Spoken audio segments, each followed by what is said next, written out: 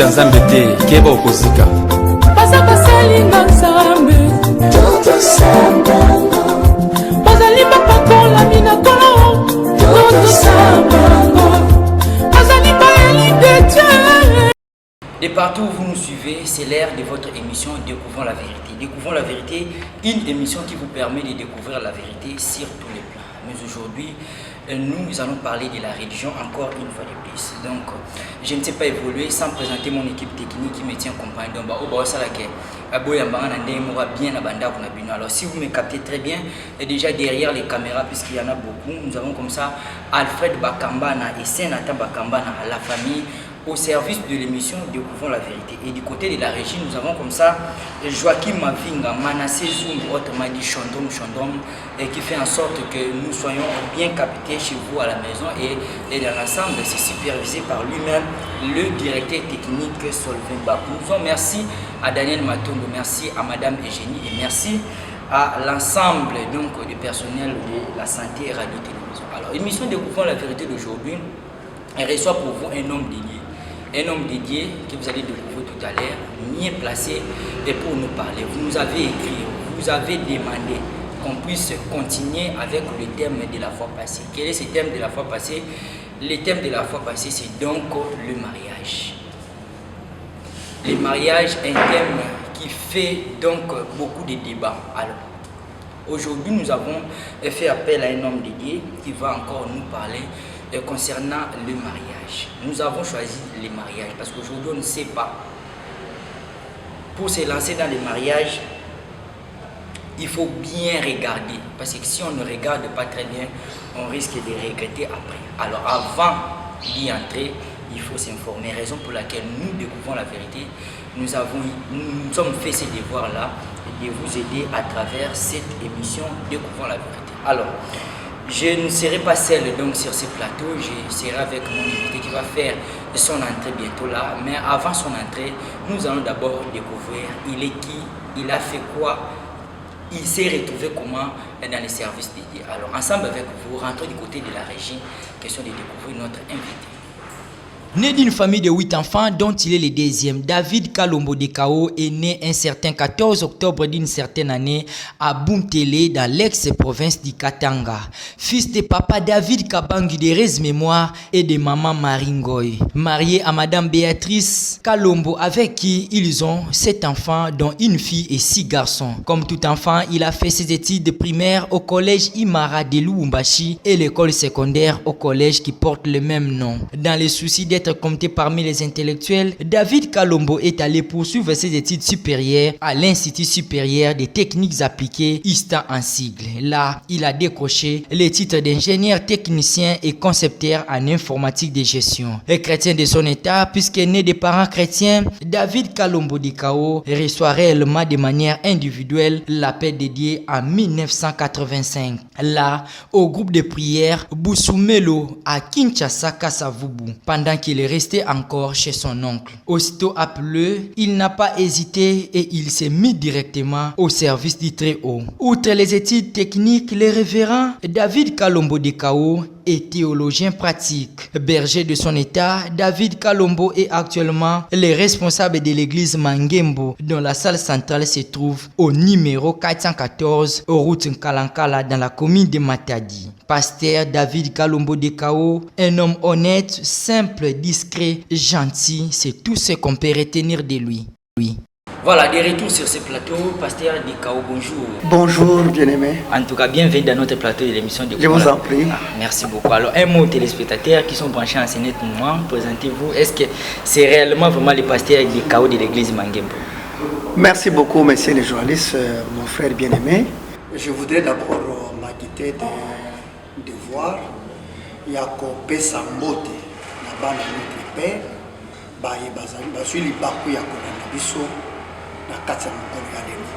C'est bien votre serviteur, le pasteur Dekao Kalombo, de l'église de Mangembo, assemblée de Matadi, et qui est en même temps le provincial de notre communauté par rapport à ce qui concerne la province de Congo. Je suis très flatté de votre invitation et je vous dis sincèrement merci. Alors, merci, ça nous honore aussi, hein, parce que si on vient vous contacter, c'est rien que dans les soucis de permettre au peuple de l'île de découvrir la vérité. Alors aujourd'hui, nous allons un peu mélanger, parce que c'est ça la remarque qu'on nous a donc adressée. On est plus en français qu'en lingala. Alors aujourd'hui, on va quand même essayer d'améliorer, donc mélanger un peu de français, un peu de lingala. Alors aujourd'hui, Lélo, et toujours le thème au babengi mariage. Mariage, vous bien la classe, l'expliquer sur mariage, union entre l'homme et la femme, tout comme ça. Alors, aujourd'hui, on parle du mariage dans la foi chrétienne. Dans la foi chrétienne. Alors, est-ce qu'on peut déjà savoir, parce que la fois passée, nous avons parlé de ce thème avec le pasteur Coco Mapote de l'église de la Louange. Que je salue en passant. Voilà, que vous saluez, moi aussi je salue en passant. Et on nous a écrit, appelé même pour dire que non, il fallait continuer davantage. Aujourd'hui, on continue avec les mêmes thèmes, mais on a des questions, on a des aspects. On parle du mariage. Ça vous arrange qu'on puisse parler du mariage? J'aime vraiment ce thème parce que dans la cana souci ma casse.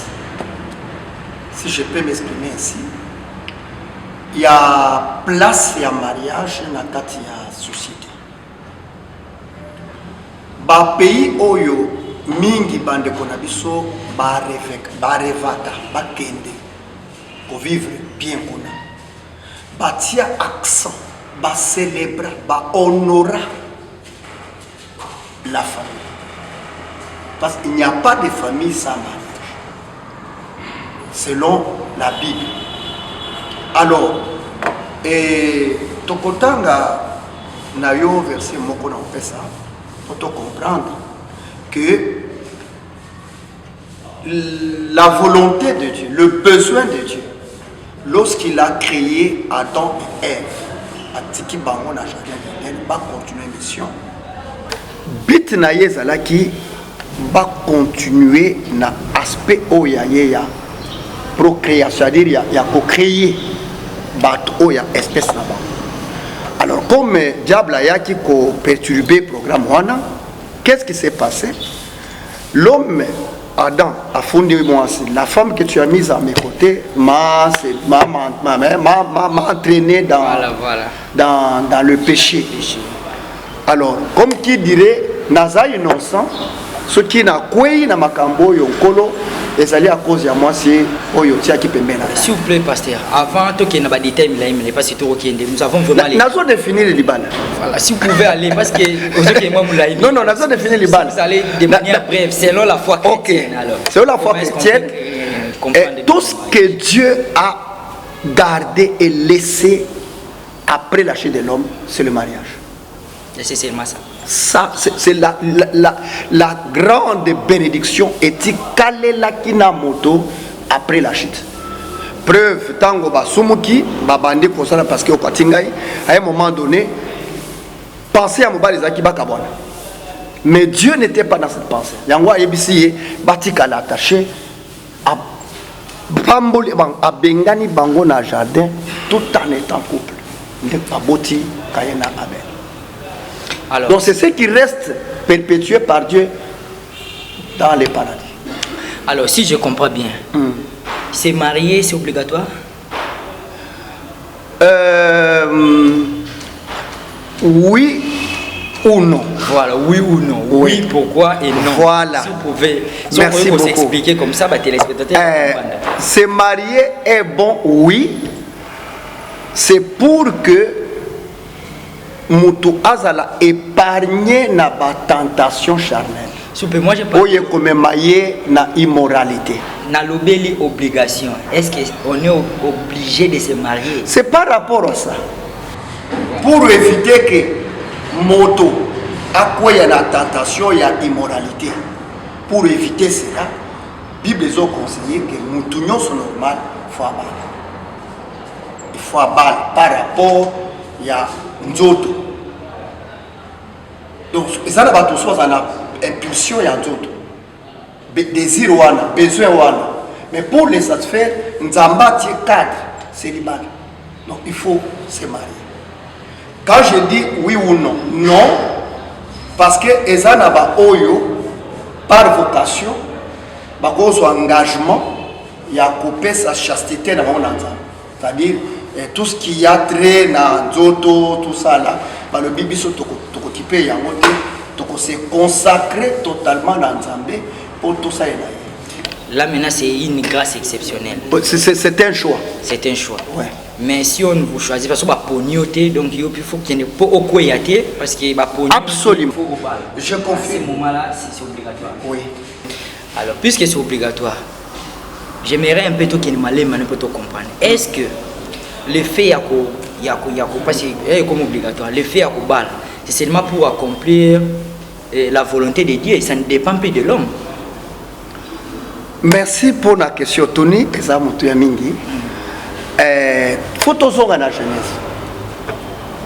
Difficulté tous nango, mon frère bien-aimé, c'est le fait de croire que les balles, eza invention humaine. Malheureusement.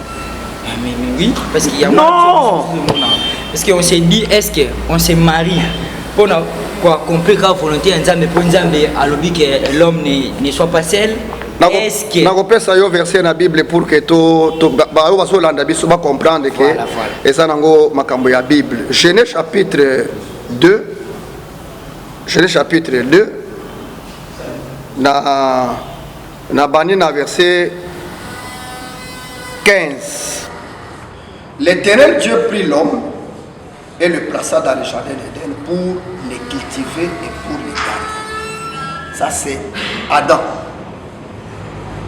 Et a continué pour une faute de temps, comme il a versé 18 à l'objet, l'Éternel Dieu dit, il n'est pas bon que l'homme soit seul, je lui ferai une aide semblable à lui. C'est là la réponse que oui, et ça obligatoire. Parce que c'est constat, c'est Dieu qui les constate. Il n'est pas bon que mon bal azala yemoko. Il faut azala pena musungi, aide semblable pour que accomplir volonté ya Nzambe. Et puis Nzambe peut continuer dans verset 20 à l'objet. Et l'homme donna le nom de tous les bétails. Non, ça c'est pas pour gagner le temps. Pour gagner le temps, nous avons déjà dans verset 24. C'est pourquoi l'homme quittera son père et sa mère, s'attachera à sa femme et ils deviendront une seule chair. Cela n'est possible, mon frère bien-aimé, que dans le cadre où Nzambe abondissaki pour accomplir sa volonté. Alors, cette fusion est zatée. Tout ce qui suivra, c'est juste une formalité. Malheureusement, c'est le cas pour la plupart. Vous êtes en train de vivre dans l'union libre, dans l'immoralité, dans le péché. Mais selon les plans de Dieu, selon les plans de Dieu, voilà, merci beaucoup. Pour que ça vraiment plan de la première des choses, c'est Dieu qui donne le principe. Après ce principe, il y a Proverbe chapitre 18 verset Proverbe 18 verset 22 à l'objet. C'est lui qui trouve une femme, trouve le bonheur. Car c'est une grâce, c'est une faveur de l'obtenir de l'Éternel. Donc, moi si Oyo Moutesengeli appelle pour asa la volonté, au bas de la volonté en Zambé, Azali Oyo yé à recourir na Mokeli. Selon plan là yé, pe Mokeli asali yengoulou de à trouver. C'est là seulement. De moi si Oyo, Nzamba Boulis, Pona, Baliwan. Pourquoi la lobby n'est pas parce que le lobby, avant que la moisi, elle a si mobile pondi, a vu mon pandi. Donc mon pandiwana et que là-bas c'est Messatou Minete. Mon pandiwana et que là moisi, mon copona mobaliwana. Pona mobaliwana.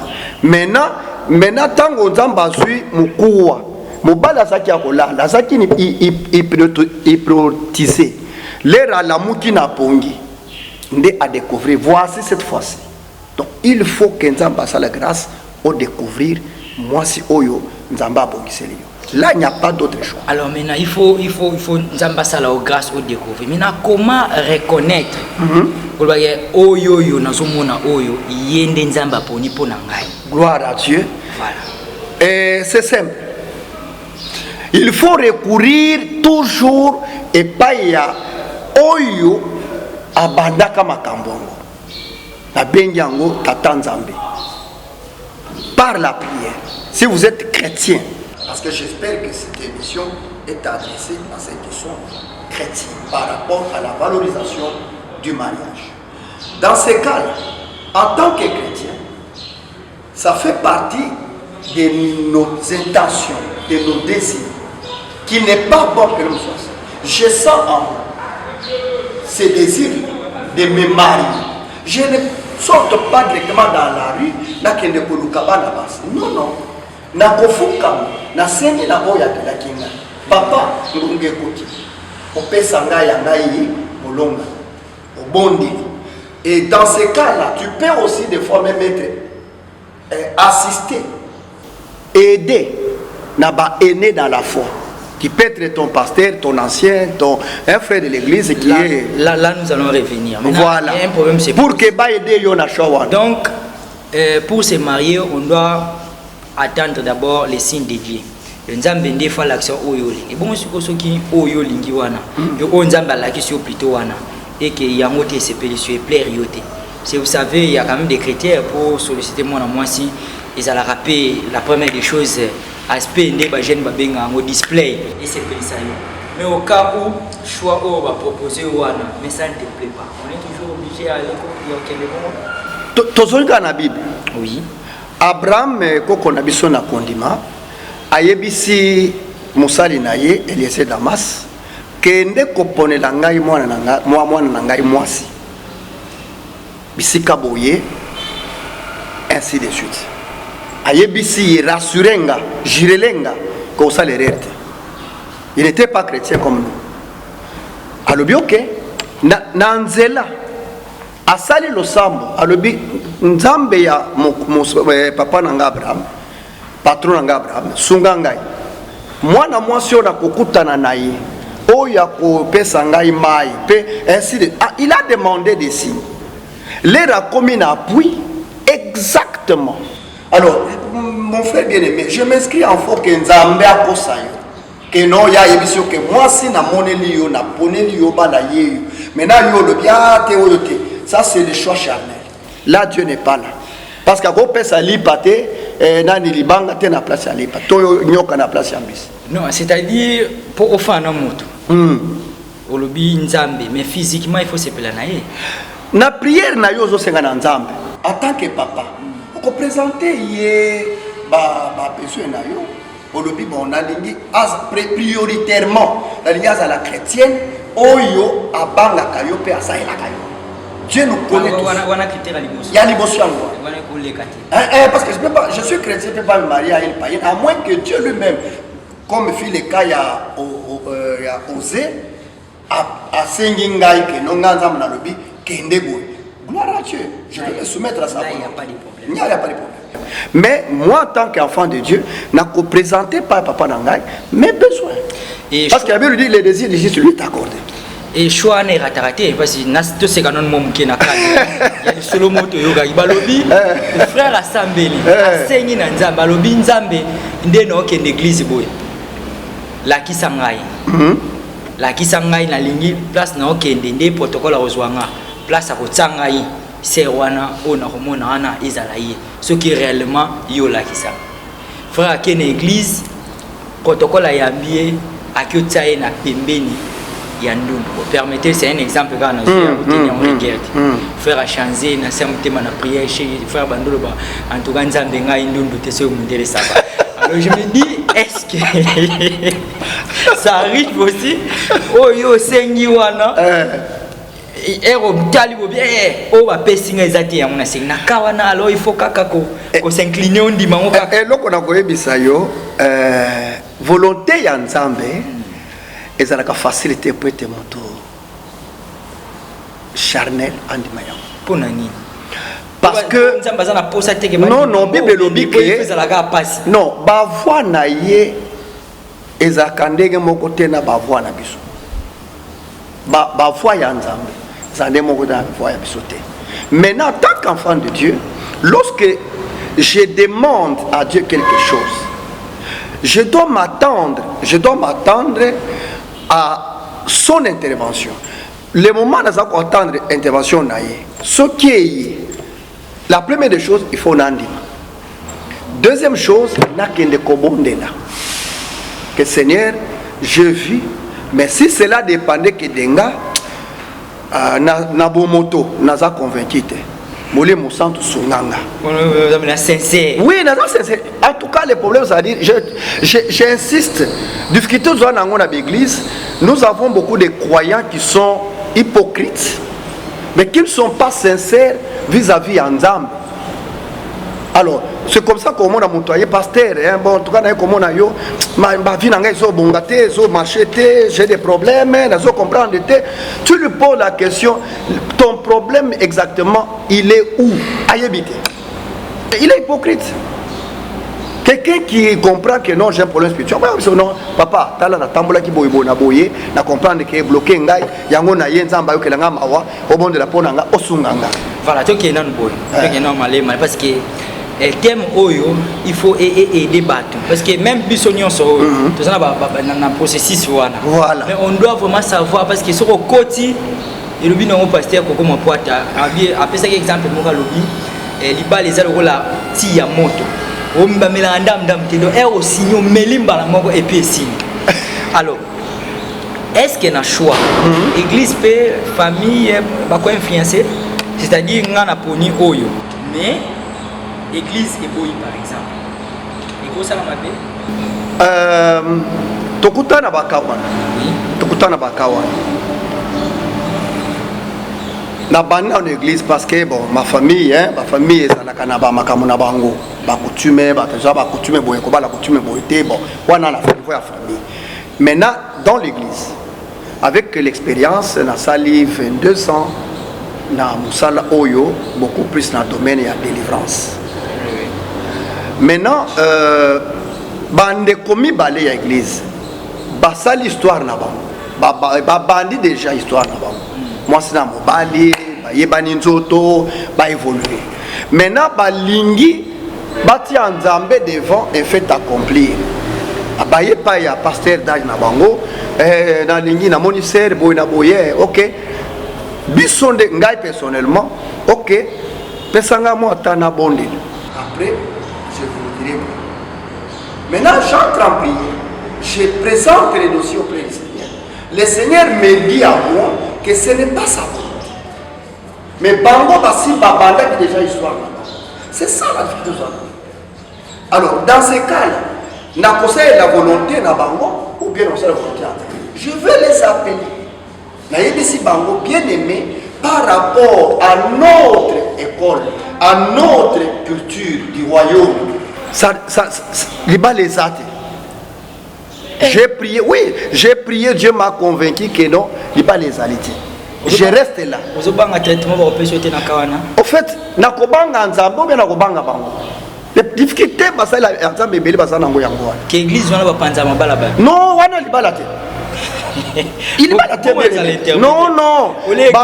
Bango bazali bazana kati ya copinage. L'église n'encourage pas les copinages. Non, l'église ne marie pas. L'église accorde la bénédiction de ceux qui ont commencé le mariage. Mais en commençant par l'origine. Mais nous, c'est bandano, il y a un dengue en coucou, il y a un batam, et puis il y a un masego, non, quoi ça. Toboïté, ce qui est bandit à batam, à supposer maintenant que na bon libre associé bateau. Nous avons appelé ce message que ce n'est pas ma volonté. Beaucoup kata ou bien beaucoup tika. Je vous donne le cas ici que j'ai vécu ici à l'église. Bande Kobaye, j'ai prié. Qu'est-ce qui se passe? J'ai associé 2-3 ans. On a prié. Le message est sorti qui confirmait exactement ce que Dieu m'avait dit. Donc dans ce cas-là, j'ai commencé à poser la question. Ça fait combien de temps aux ans? 2 ans. Ça fait combien de temps que vous êtes membre dans cette église? 4 ans. Mais vous connaissez notre façon de faire les choses. Mais 2 ans, vous vivez bien au Mibani. Maintenant, vous continuez à faire accomplir. Regardez-moi dans les yeux.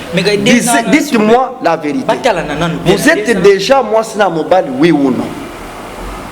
Oui, tobimaka, tosanganaka. C'est en dehors de la culture du royaume. Parce qu'il y a ce qu'on appelle l'abstinence. Tout m'est permis, tout n'est pas utile pour moi. Maintenant, ceux qui viennent au il faut que tu pambola ibal. Au tia voile ou au tia voile. Je sais pas si va téléspectateur voilà. C'est pourquoi Nazo Ibisayo to sale la makambo selon Kaniva Nzamba pesa biso qui est sa parole. Par rapport à choix, par rapport à évolution, par rapport à mariage. Voilà, ok. Puisque lobby awa, il parle de côté il faut côté Nzambe, Nzambe ne fait guider. Voilà. Alors tous en a cas où Isaac Nzambe fait guider. Ser moko a saigné Nzambe, nazolo kalibala Nzambe la kisanga. Nzambe la kisi ser mutali boso. Que ser frère wana yende azayo. Mais frère n'a pas message. Est-ce qu'ils a permis de faire banda frère? C'est-à-dire que draguer frère que non pour Nzamba la kisi. Non. La kisi que non frère wana yende ayo. Na lobby. Est-ce que frère y a joué tata cinéma? Na lobby non. Si réellement la frère et la sœur a la culture ya bon Nzambe, elle doit aller partager cela avec son pasteur. Ah donc pasteur ne fait la canal. Avec son pasteur. Basambela. Le même Dieu a révélé frère pour que frère aille à comment je me suis marié. J'ai rencontré la sœur. Je lui ai dit, j'ai un message venant de Dieu pour toi. Je vais te rencontrer. Oh non, en tout cas, bon, après, non, samedi, je suis d'accord. Na commis samedi. C'est une révélation que yende moi si na kobala Nzamba pesi ngai. Pendant ce temps Nzamba le bela qui nante. Maintenant nga na ke komona yi.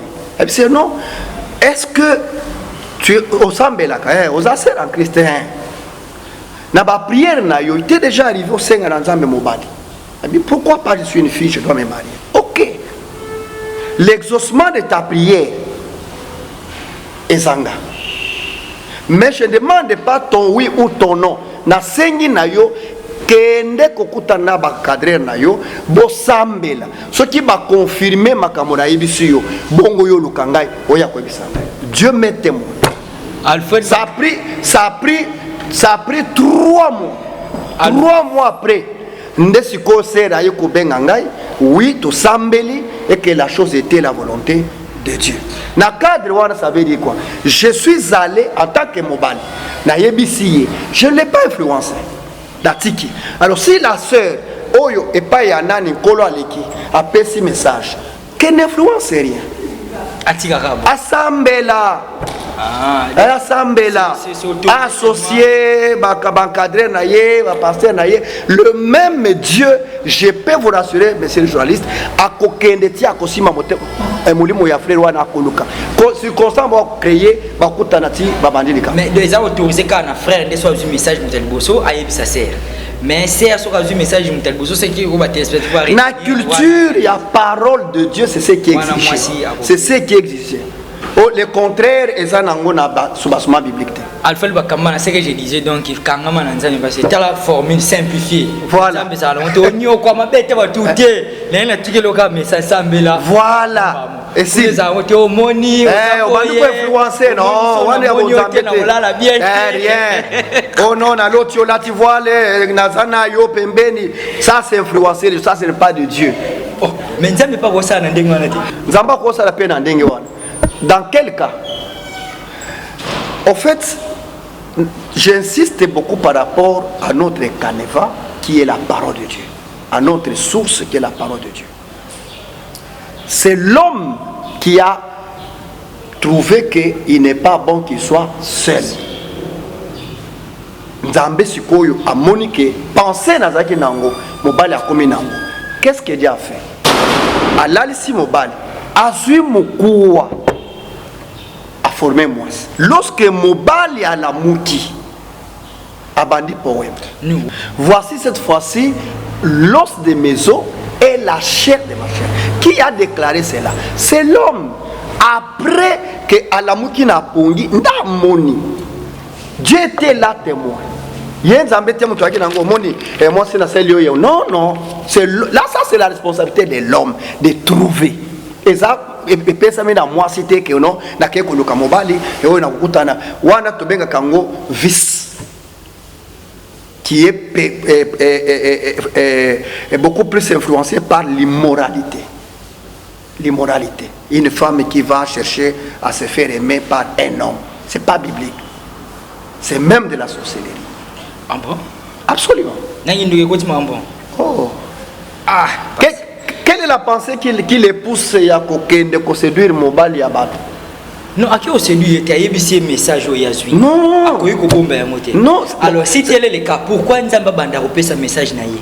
Parce que ce qui est logique, c'est bon, c'est que Nzamba Banda toujours. Message, il faut tester véracité Nango par le preuve du temps. Yango na ebisu. Tant on a que comment on a servi. La somme qui n'a pas la continuer pour louer pour adorer Nzamba. 3 mois. Je ne l'ai pas influencé. Je ne l'ai pas appelé. 3 mois après, c'est elle-même qui va venir me donner la réponse. Il faut piquer, hein, 3 mois. Non, ça veut dire qu'on pique. Non, non, mon frère. Ceux qui ont bali, parce que âge poussant, ceux qui motivation, il y a les balles, c'est parce que Baninga Babali. Ça n'a rien à voir avec Dieu. Oui, ça s'est dit aussi. L'âge n'a eu, il faut pas. Non, non, Baba Nakate par rapport à l'âge, monsieur le journaliste.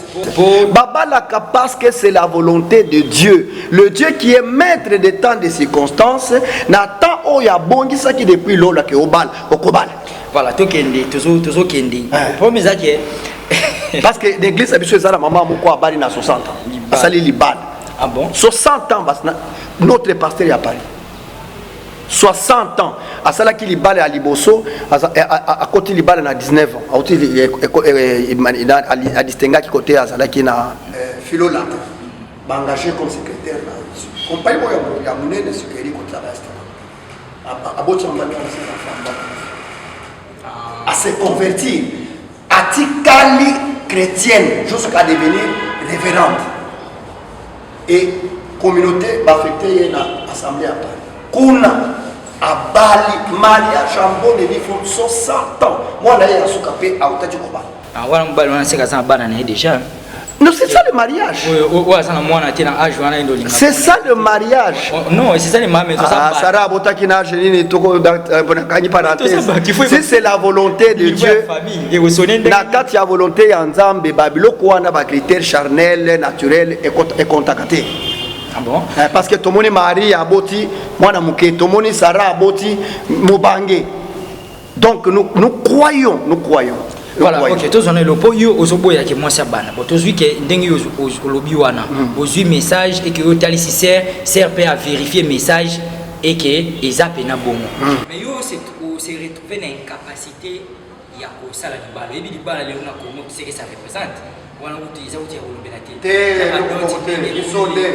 Ah oui, Bananga, il a zo bali c'est dimanche passé na bali c'est di bala il y a 18 ans il y a bamba sur grâce wana. Non, bafanda ki na nyo libre. Na bengi bango na tei bango nzambe da pesimo non lelo nazo lobeno ba réalité na lelo ko mema li bala groupe électrogène tout comme ça ya yo wana binzamba pesimo mais ça na bato ba tapso na miso nzamba pesimo mbokote non nzamba nga ezaboye yo kana ebisa yo na lina réajuster découvrir la vérité tokendete na principe naturel et humain. La Bible dit que celui qui donne la vision, il est le même qui donne la provision. Papa Nabala, notre aussi, ça, ma collègue grade ingénieur, en 1990, piage, kokota, tout ça, là, Moussa les a quitté. Naïkoba. Nabala qui les a Moussa. J'étais chrétien. Je croyais à la parole de Dieu. Je ne dis pas que tout le monde fasse comme ça, mais lorsque la chose vient de Dieu, fais-lui confiance. Bon, si vous moutez on a mis sur la dabiso, à comme de 50 ans. Bon, on a les moyens parce que biso Nzambe a ligné l'eau, après ça on a provision. Hier, si vous avez retrouvé. Donc on a frère on a trop le basironi.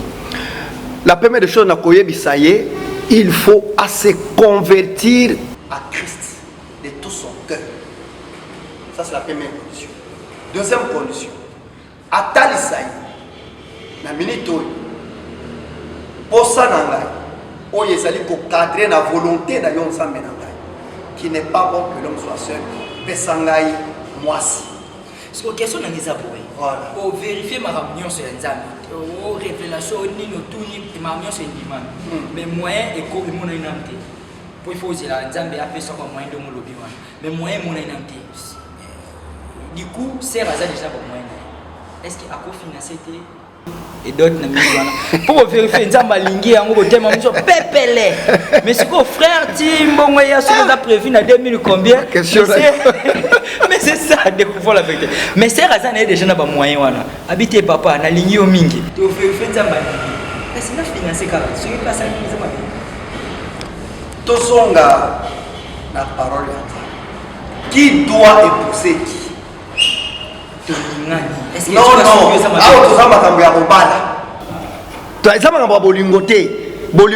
bandaka et kosuka na libala. Bolingo bandi, maintenant il faut tobala. Question la tuni. Nani akobala nani? C'est l'homme naturellement qui doit aller épouser sa femme, concrétiser son amour en payant la dot, en versant la dot. Ah, passe.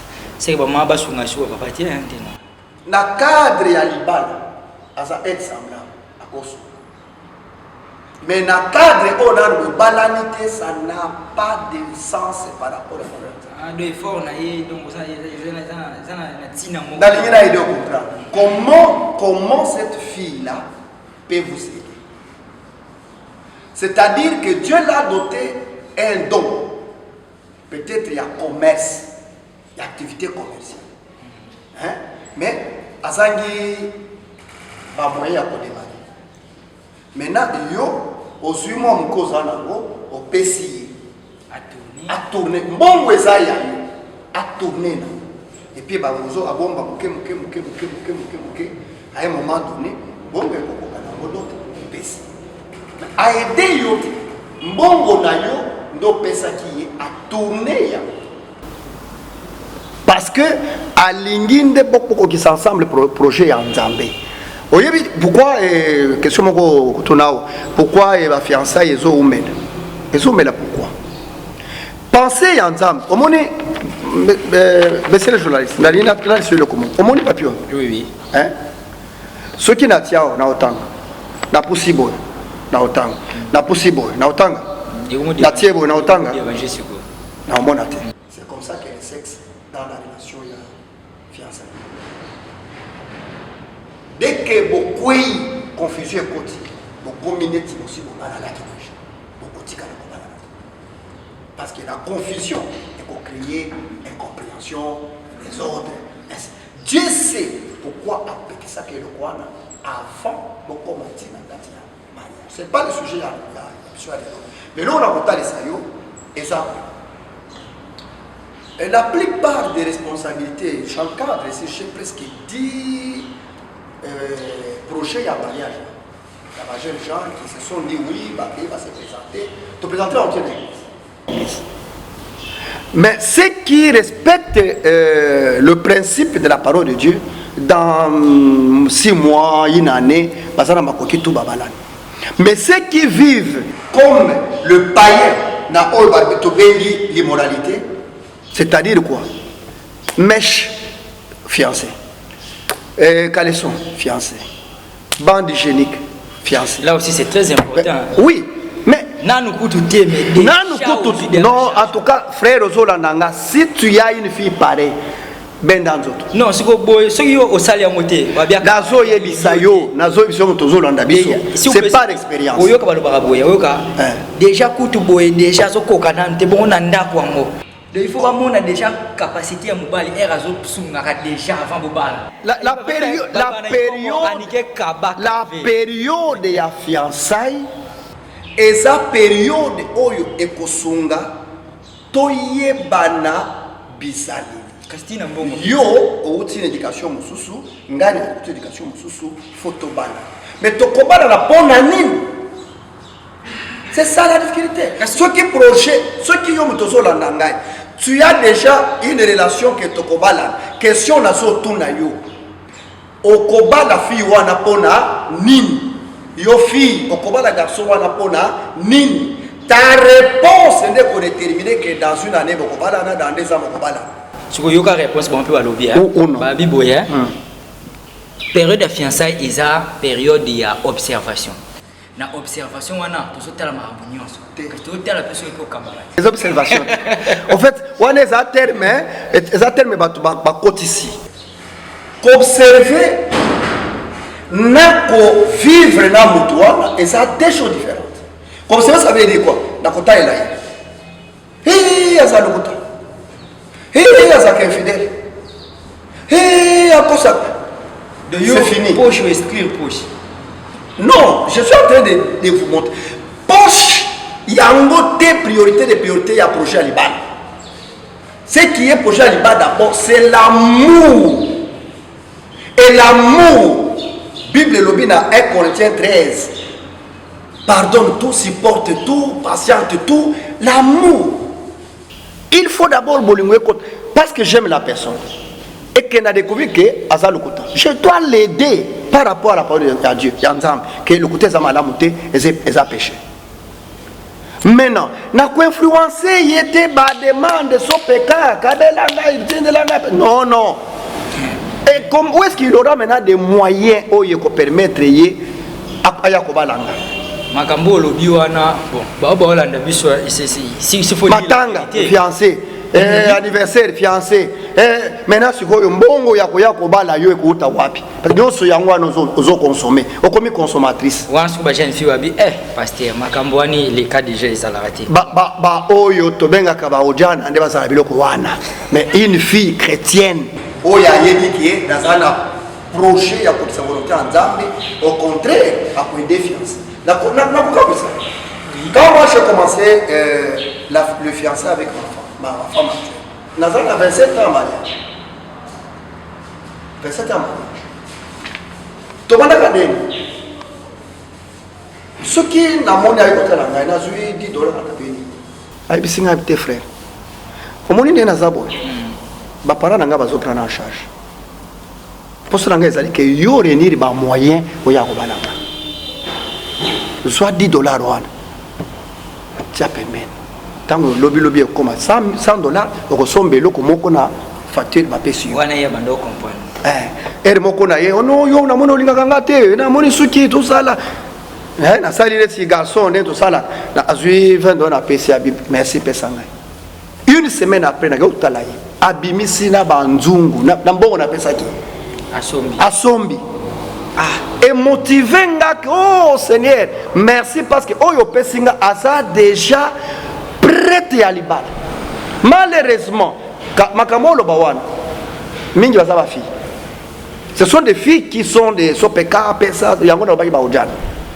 Mais une fille mature qui aspire au mariage a commis aide et a fiancé pour être babana. Voilà, merci. Je pense que tu as se comprendre. Alors, puisque tu pousse à déjà dans la émission. Alors, parce que tu as est-ce que tu as rôle papa, maman, rôle nizani. Nani fallait ça mninga, nani fa sala boy. Mais quand on peut expliquer, personne n'a rôle ya mutu na katanda. Pour yamwe benda makele ben compréhension. Bazo yo kanati. Nazo pesa. Nyonso ezaka conflit. Nani fa sala nini na katanda. Voilà. Merci beaucoup. Oui. Nakopesa verset moko totanga oye kosonga biso to comprendre. Makambo etali Bible ndenge epeseli yango. Nazana Ephésiens chapitre 5 verset 22 pour répondre à votre question. Oui. Femmes, soyez soumises à vos maris comme au Seigneur. Car le mari est le chef de la femme, comme Christ est le chef de l'Église, qui est son corps et dont il est le sauveur. Or, de même que Christ est soumise, de même que l'Église plutôt est soumise à Christ, les femmes aussi doivent l'être à leur mari en toutes choses. Mari, aimez vos femmes comme Christ aime l'Église et s'est livré lui-même pour elle, afin de la sanctifier par la parole, afin que, après l'avoir purifiée par le baptême d'eau, afin de faire paraître devant lui cette Église glorieuse, sans tache, ni ride, ni rien de semblable, mais sainte et irrépréhensible. C'est ainsi que le mari doit aimer les femmes comme leur propre corps. Celui qui aime sa femme s'aime lui-même. À partir il y a passage Oyo, Nzambe yemoko atie ordre. Que mobali na kati ya ndako yende le responsable. Na kolobelate par rapport à chef. Parce que les mots là écrit à beaucoup de confusion. Beaucoup de confusion. Le chef c'est un conducteur. Il n'est pas un tyran ou un dictateur. Il est conducteur. Mais je préfère beaucoup plus parler de la responsabilité. C'est l'homme qui est responsable de la famille et du ménage, de la femme et des enfants. Et toute la suite. Donc l'homme, en tant que responsable, doit pourvoir aux besoins de sa famille, prioritairement. Là, nous sommes dans une famille chrétienne, dans un mari chrétien. Et la femme, le Seigneur lui demande simplement de se mettre sous. Parce que la soumission, c'est un concept que les gens qui ne comprennent pas. C'est mettre sous. C'est-à-dire, celui qui a la vision, c'est l'homme. Mais moi, je viens me mettre sous lui pour l'aider à accomplir la vision. Ceux qui comprennent, bon côté, nous avons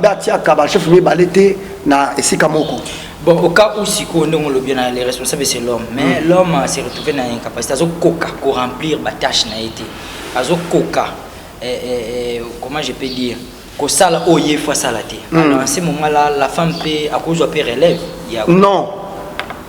À cause de relève, mais à coaider. À coaider. C'est ça le thème biblique. Aide semblable. Mais ce qu'on dit tout le monde a maman na biso ba limsangiza na ndenga mabete oui c'est zo ba réacteur tout le monde au monde maman lobi soka pesi mbongo lelo apesi lobi apesi mukolo na kuna abandolo ba yango ngai na ndako yango bwe alors maintenant conseil nyoko pesa na kawana le conseil simple.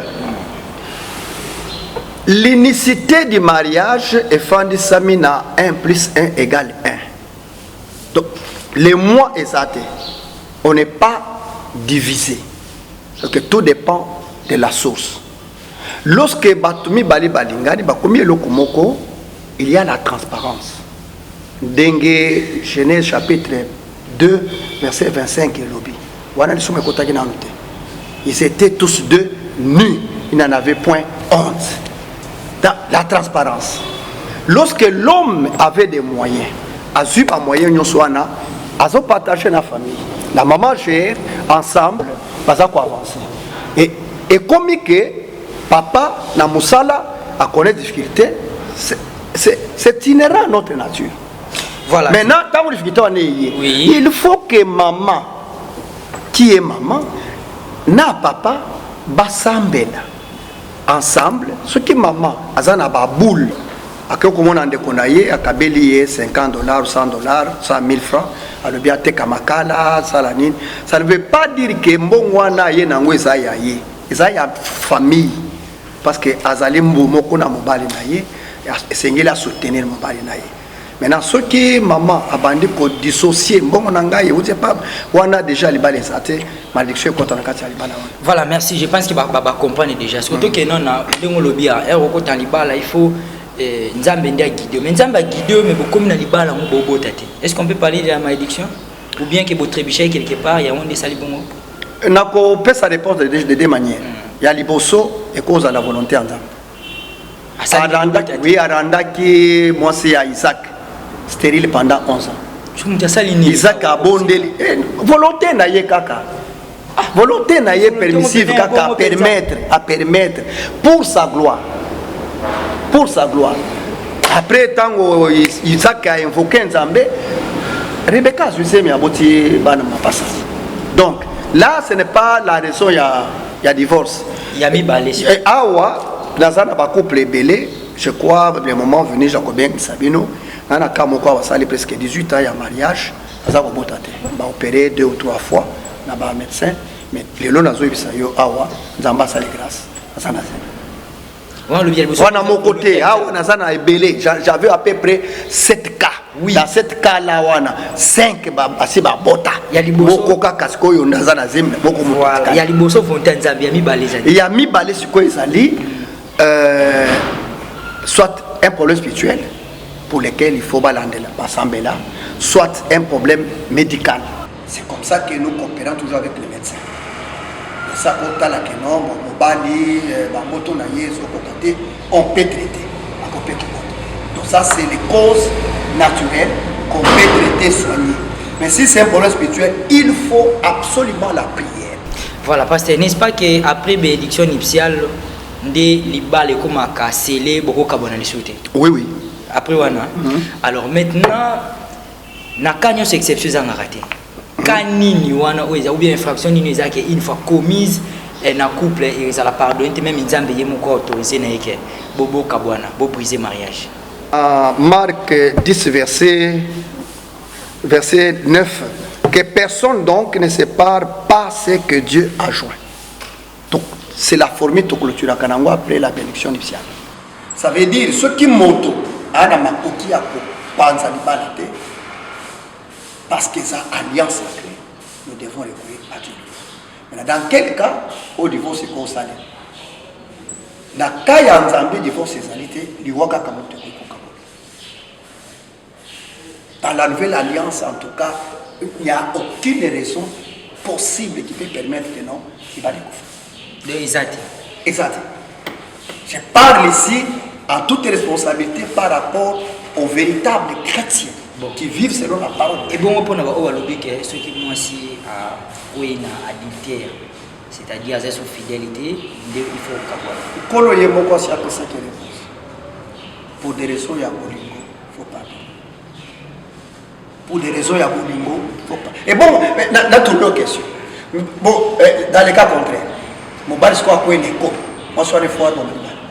Non, parce qu'il y a tous les deux côtés. Bon, ce qu'on a Mibali, tout ça méchant. Et bon, tout ça méchant.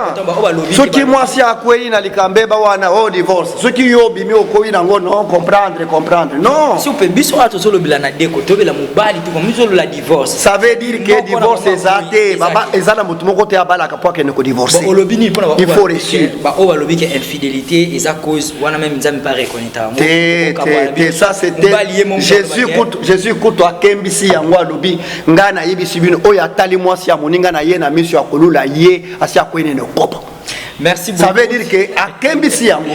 Merci beaucoup, on a plus de temps, je pense que prochainement tu vas sous passer parce que poto lobela makambo. Oui, en tout cas divorce et pas na biso d'ailleurs biso ba pasteur ya pas na biso basinya sakabiso un document. Oui, c'est que ensuite. Ce qui au bon ministère. Vous êtes au bon ministère. Okay.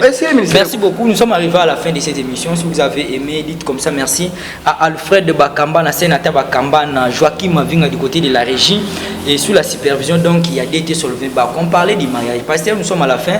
Et un mot aux téléspectateurs, et aussi donner l'adresse de l'église si possible. C'est bon le mariage et c'est ce que Dieu nous a donné comme la plus grande bénédiction. Oyo ezali kwa douceur. La difficulté na biso ya mokili et puis eza kwa mbeli vie na ndenge sengeli to tambola. Alors esengeli to honorer mariage, esengeli to respecter babalani et yo mutozola ngai na bonde liyo. Ceux qui ont une relation, un homme marié, une femme mariée, nzamba lubina yo arrête. Alliance wana basakana kanangote, ceux qui ont saléré, yo moko ko vivre mbano nango. Et église ezali na route Kalankala numéro 414 non loin ya arrêt parquet, ceux qui ont kita on l'équipe Formosa. On a déjà la mangue, on a place moko visible, et entrée Londé, entrée Payote, au Kitine, tu n'as aucune énergie, on a déjà la mangue. To chaque mardi, avec Covid, tobandaka 16h30 19h tout ici. Et puis chaque vendredi ndenge moko et dimanche tous en a des cultes moko ebandaka na 7h30 tout ce qui sakana 9h45 ya mibale tobandaka na 10h15 jusqu'à 12h15 et puis bandeko batikalaka awa makambo na lobiango toteyaka yango na ba atelier po tosunga ba bilenge oyo baza na kati ya difficulté po bakoka ko bongisa makambo pona kobala libala ezali malamu tosa libala tosa mokeli ya libala pe salela mibeko ya libala okobonga na libala na oyo moto ozali pembeni ya divorce soki okoki te mona basali ya nzambe basambela mpona yo basunga yo eza volonté ya nzambe tokamona. Merci beaucoup kolona biso apambola. Voilà, c'est donc la fin de cette émission. Si vous avez aimé, dites comme ça merci à Rudy Bazi qui était à la présentation.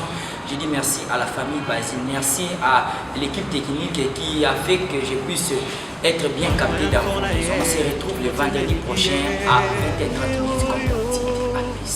Olingo ndanga ye oyo nalotaki yango na ndoto losambo efuti mpe ngayo ye oyo kobomba esili ye oyo ata bambonge ye oyo elamba yango oyo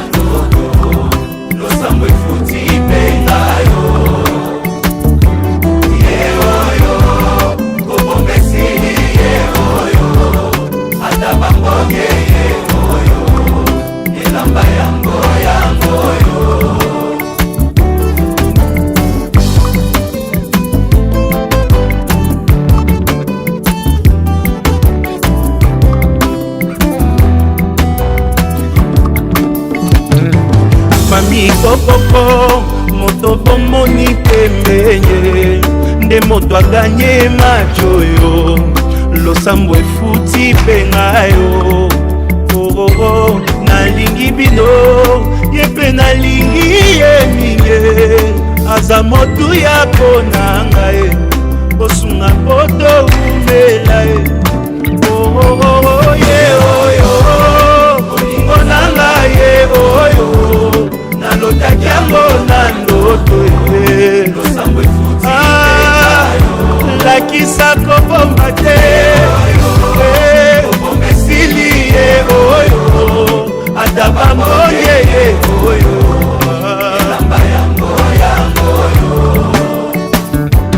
eglise kokoko moto bomoni pembenge nde mbuma losambo na ngai nzambe apesi mpe ngayo boyebi nalingi bino ye mpe nalingi ye mingi aza motuya mpo na nga mbosambela topambwama ye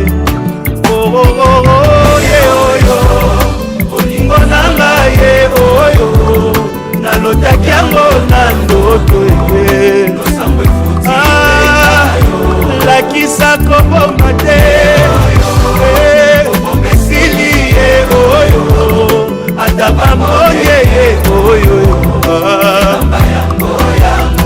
moto akotika te akende ye oyo yakotika te alela ye oyo moto akolengela ye oyo nzambe apesi moto akomema na famille moto ya koyokela ye oyo mokolo nakovwa makaka ye moto nga nalingi ye oyo baninga boyoka ye moto bolukaki ye aleki bango nyonso ye oyo moto azelisanga ye oyo moto akopesa bolingo ye yakobokola na ye bana ye oyo moto ya baprincipe ye oyo motema elingi aza wapi ye oyo liboso na nga